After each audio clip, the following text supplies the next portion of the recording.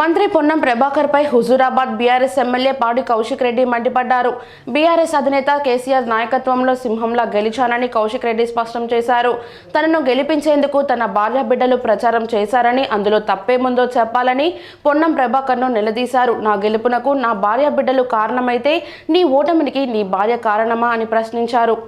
పొన్నం ప్రభాకర్ గారు నా మీద అసెంబ్లీలో మాట్లాడింది.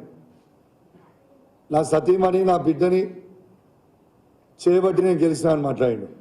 ఎస్, నా సతీమణి నా బిడ్డ ఇద్దరు నేను గెలవాలి అని ప్రచారం బరాబర్ చేసిండ్రు, బరాబర్ కోరుకున్నారు.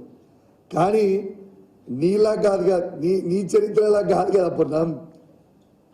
నీ సతీమణి నువ్వు 2018లో కరీంనగర్ అసెంబ్లీ క్యాండిడేట్గా పోటీ చేస్తున్నప్పుడు ఎన్నికల సమయంలో నువ్వు ఓడిపోవాలని నీ సతీమణి మీ ఇంట్లో ఆత్మహత్య ప్రయత్నం చేసింది. ఇది నిజమా కాదా?